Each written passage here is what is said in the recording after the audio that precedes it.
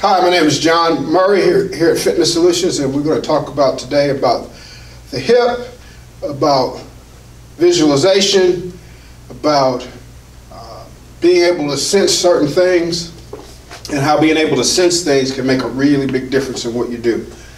Increase the effectiveness, decrease the chance of injury. And going forward, I'm probably going to, maybe even bring in some of my clients and work with them one-on-one, because I think the magic of what happens here is what happens in that one-on-one session, where you see me working with somebody who couldn't do something, and then all of a sudden they're doing it, and they're doing it just as well as somebody who might have been working out for 3 or 4 years in a short amount of time.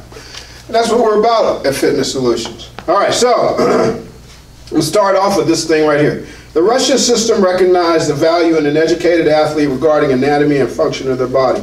They realized the added potential for athletes who are able to image their own architecture when working to optimize muscle usage and movement in general. What does all that mean? Okay, the bottom line is that I think the punchline of all of that is this.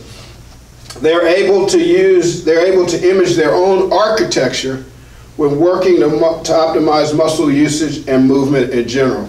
That's the key thing, okay, is that they're able to see in their mind, okay, that joint move, and by seeing it in their mind, control how that joint moves in relationship to the rest of the joints, the knee joint and the ankle joint, that most people don't even think about. Because most people think, well, how do I do a squat? Oh, you just bend your knees. Hell, I thought the same thing. The first time I went down to Power Master Gym on Berry Street when I was 17 years old, I put a bar on my back, and I thought a squat was just bending your knees.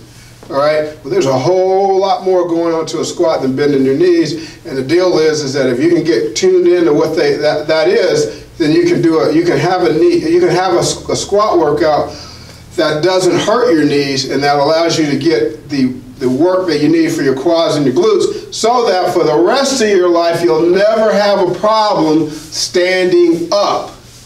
People have problems just standing up, all right? And that's because the way we stand up, we just throw our weight forward, we do all kinds of things so that we don't have to use those muscles. So here's the way people stand up. So they come here and they go, oh, I'm going to get up, and they go, boom, and they throw themselves up like that, straighten out their knees, and then straighten out their back, all right? And, I guess if that's what you want to do, I'm not here to say, hey, that I have the way that you can stand up, and there's nobody, there's nothing else, no other way of standing up. But if you want something different, if you want to have more vitality and quality in your life, because really, as these muscles get weaker and weaker, it becomes harder and harder to get up, and then you're slow, and then you look old, and then you're grabbing onto things to get up, you're pulling yourself up on the church pew to get up. All those things are going on if you know how to squat properly and know how to use your mind to control this lower part of your body in a way that attacks these muscles right here. You'll be able to sit down and stand up without a problem. And you'll be able to do that for the rest of your life. So that's why I'm here telling you all that. That's why I'm here saying, hey, this is how you do that. I don't care really what you do. It's up to you. But if you want something more, then come with me and I'm going to show you how to do it. All right, so now here's the thing. So here we are.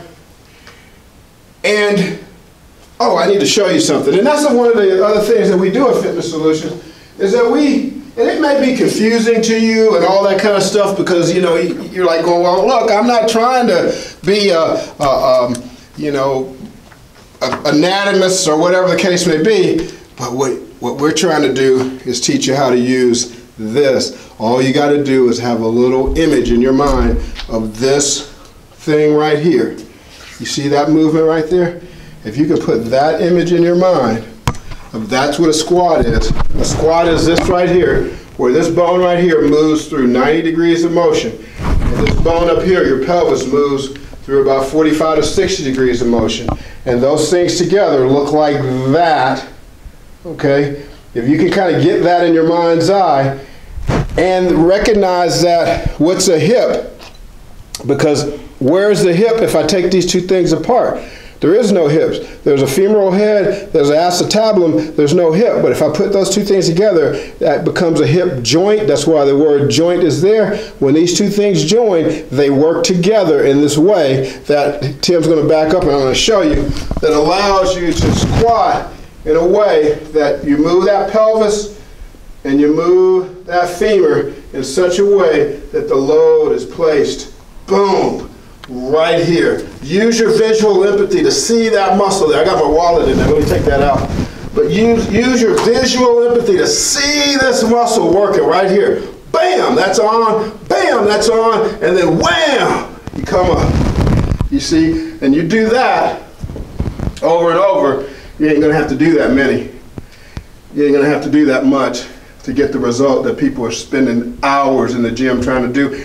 All this other stuff, lifting tires, doing all kinds of craziness, walking around a facility to do a walk-in lunge. You don't have to do all that. Get your mind on what you need to do and then just do it. Bam! It's done. All right, that's all I got. Thank you.